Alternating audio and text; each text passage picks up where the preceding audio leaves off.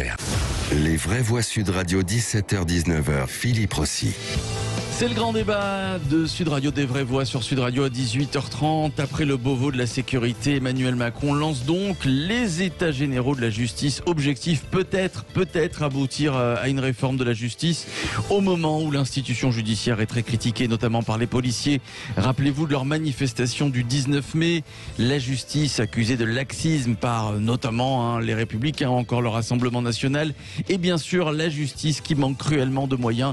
Et puis ces états généraux qui permettront aussi à Emmanuel Macron, jusqu'à maintenant, plutôt en retrait sur le sujet, de reprendre la main.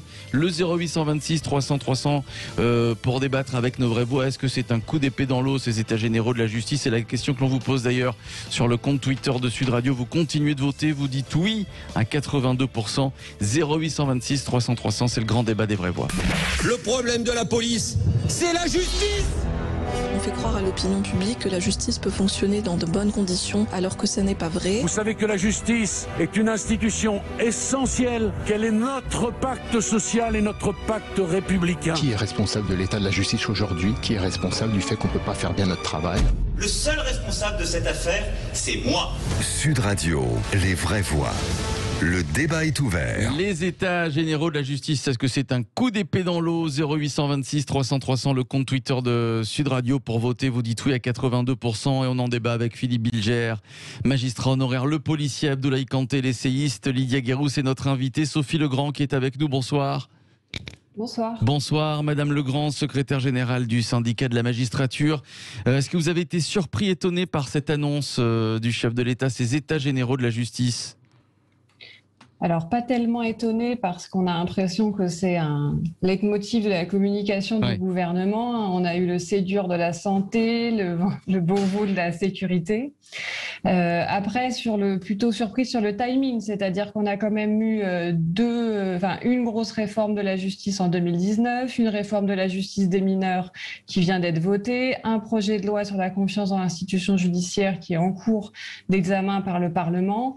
Et donc, c'est une fois que tout ça a été fait que d'un coup, on se préoccupe de réunir les professionnels de justice pour des états généraux. Donc, on a l'impression que le calendrier fonctionne un peu à l'envers. Ouais. Peut-être que c'est une volonté aussi du chef de l'État de dire on a engagé des réformes. Je vous ai entendu, j'ai entendu les critiques, je vous ai entendu vous, notamment sur le manque de moyens. On va réfléchir tous ensemble. Et peut-être l'objectif, c'est une grande réforme de la justice. Vous y croyez, Sophie Legrand ? Pas tellement, on est à 1 an de la fin de la mandature. Il y a déjà eu une grande réforme de la justice en 2019, une deuxième qui est en cours. Dans les deux cas, on n'a pas du tout écouté les professionnels de justice. Sur la justice des mineurs, ça a été pareil, alors qu'on a réclamé pour le coup à ce moment-là à plusieurs reprises des états généraux avec les avocats, avec les éducateurs également, qu'on n'a jamais été entendu sur cette demande. Donc on est plutôt sceptique et on attend de voir le contenu de ces états généraux avant de se prononcer vraiment. C'est vrai que c'est la question que l'on se pose tous, Philippe Bilger. Pourquoi faire ces états généraux? En soi, les états généraux ne sont pas une mauvaise idée, mais je rejoins absolument Sophie Legrand. Moi, je considère qu'ils arrivent enfin, mais beaucoup trop tard. Ça n'a aucun sens et ils n'arrivent d'ailleurs que parce que François Molins et Chantal Arens ont été voir le président et ont fait part de du malaise, et c'est un terme faible, de l'institution judiciaire. Mais ça arrive beaucoup trop tard. Comme l'a dit Sophie Legrand, on ne pourra rien faire. Alors il veut nous persuader que ce qu'il n'a pas pu faire dans le premier mandat, il le fera dans le deuxième. Second. Ouais. Mais il reste quelques mois et 5 ans, a dit Olivier Véran. Et si vous Philippe, moi j'aurais aimé demander à Sophie Legrand. Je sais que votre présidente Sophie Legrand a indiqué, et je partage son sentiment, qu'en réalité il faut des moyens et qu'il faut arrêter la frénésie législative. Dès lors que tout cela ne sera pas le cas des États généraux, qu'est-ce que vous en attendez et quels sont les rapports actuels du syndicat avec le garde des Sceaux? Comme je vous le disais, comme on ne voit pas trop ce que ces états généraux vont pouvoir faire à ce stade, on n'en attend pas grand-chose pour l'instant. On aimerait à minima qu'il y ait des vrais actes de la part du président de la République pour la défense de l'indépendance de la justice, qui n'a pas été le cas au cours des différentes mises en cause qu'il y a pu avoir, notamment au cours des dernières semaines contre la justice. Quant à nos rapports avec le garde des Sceaux, ils sont ce qu'ils sont. On a effectivement rompu toute communication depuis le mois d'octobre 2020, toujours dans des questions de principe, puisque on attendait là aussi des actes forts de la part du président de la République et du Premier ministre pour garantir qu'il n'y ait pas de conflit d'intérêts dans les positionnements de ce garde des Sceaux. On n'a toujours pas été entendu là-dessus. Il y a toujours du flou et donc on ne peut pas être dans un dialogue constructif dans ces conditions-là. Par rapport aux états généraux, bon, il est encore trop tôt, mais est-ce que vous espérez être reçu, par exemple, on peut imaginer ça par le chef de l'État, au moins par le garde des Sceaux? Ce sera le cas? Ce serait le minimum. Sinon, je ne sais pas pourquoi on appelle ça des états généraux. Je pense qu'il sera dans les états généraux. Vous aurez l'occasion de le voir. Je pense qu'effectivement, que c'est un peu comme nous, en fait, avec le Beauvau de la sécurité. Je disais aussi quelque part que, comme la justice, nous sommes un peu les déshabillés de la République, parce qu'aujourd'hui, quand on regarde qu'il y a un manque de moyens, je l'avais dit par ailleurs, j'avais dit que, en fait, la police n'a pas de problème avec la justice. La police a un problème avec les moyens que la justice n'a pas. C'est ça, en fait, la réalité. Elle était maladroite, cette phrase prononcée par le syndicat Alliance. Je pense qu'elle avait plus tendance à vouloir essayer de créer une sorte de débat, mais après, c'était pas le... Je veux dire... par rapport à ça, c'était un peu très fort parce que ça cherchait un peu l'opposition. Mais on sait très bien que, effectivement, la justice aussi a la même problématique que nous. Le manque de moyens. Il faut savoir qu'il y a pas, on est un des pays où il y a le moins de procureurs, des greffiers au niveau des recrutements. Donc il y a pas assez. Même aussi les avocats aussi se plaignent aussi de certaines conditions de travail. Donc après aussi, ça crée aussi cette espèce de manque de confiance par rapport aussi à la population qui a ce manque de confiance envers la justice. Et il est nécessaire. Après, je vais peut-être paraître aussi utopiste où ces états généraux, certes, ils arrivent tardivement, mais au moins, je pense qu'il y a une certaine volonté de vouloir ramener tout le monde à la table et d'essayer d'exposer tous les problèmes, mais de manière concrète. Mais encore une fois, il y a le timing. Est-ce que là, en fin de quinquennat, on va pouvoir avoir des solutions? C'est un peu comme le Beauvau de la sécurité, parce qu'il doit y avoir des premières réponses qui doivent arriver d'ici, j'ai envie de dire, fin juin. Donc, pareil, nous sommes en attente, mais on ne peut pas non plus aussi nier cette volonté de vouloir aussi poser les problèmes. Mais après, poser les problèmes, c'est aussi essayer d'avoir des actes concrets. Le problème, c'est qu'on pose souvent les problèmes. C'est ça, mais avoir des actes concrets. On est bon pour poser les problèmes. La réunionite, je suis toujours très sceptique quand on annonce des états généraux, des Grenelles. J'ai toujours l'impression qu'en fait, c'est une façon d'occuper un peu les personnes, de donner l'impression qu'on a déjà fait, alors qu'on ne fait que réunir les personnes. On est à 11 mois de la présidentielle. Je suis pas certaine que ça va aboutir sur des actions concrètes. Je pense que ces états généraux, malheureusement, en fait, répondent à une actualité qui était très forte, à des relations extrêmement tendues, et on se dit qu'ils vont réussir à les apaiser grâce à des états généraux. Et je crains que cette grande réunion ne serve au final qu'à donner l'impression d'un bilan.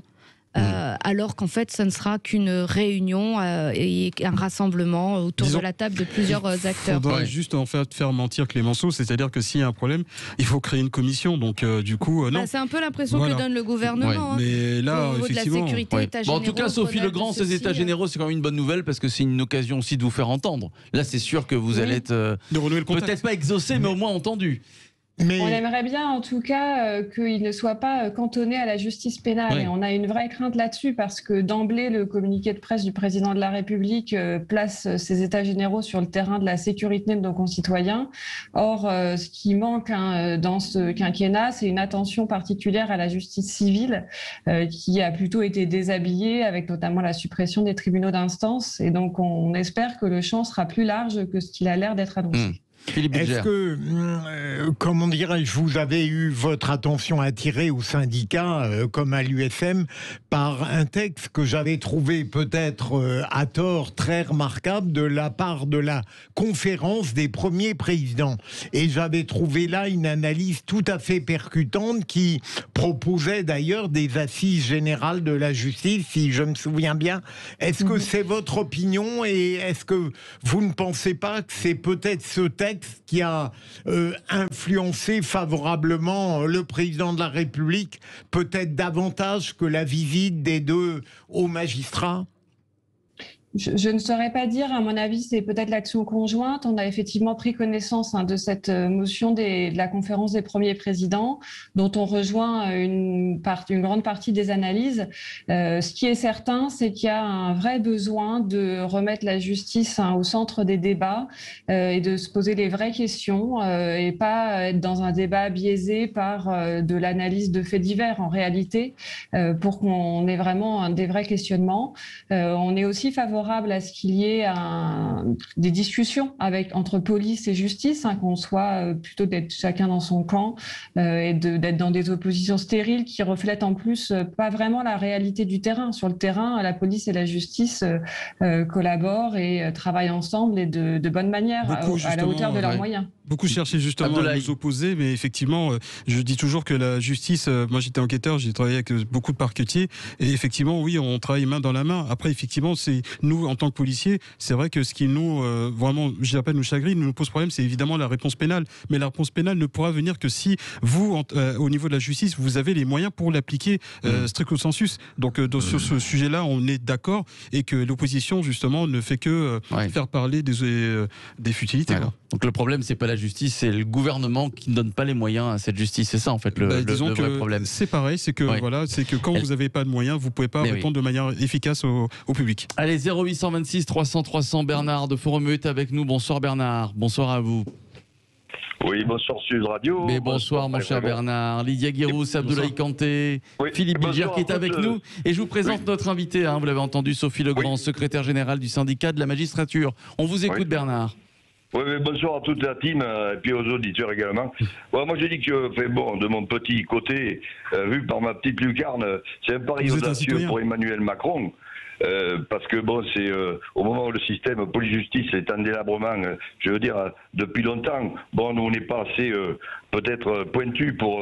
mais enfin, on en a quand même quelques échos. Emmanuel Macron n'est pas responsable, il est victime je pense, d'une inertie des gouvernements précédents aussi.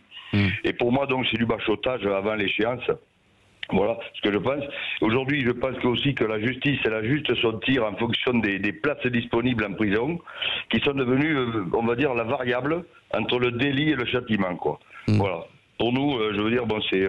voilà, je pense qu'il va nous laisser un chantier, s'il commence, justement, s'il entame ses états généraux, il va nous laisser un chantier si, par un malheur pour lui, il n'était pas réélu, quoi. Voilà.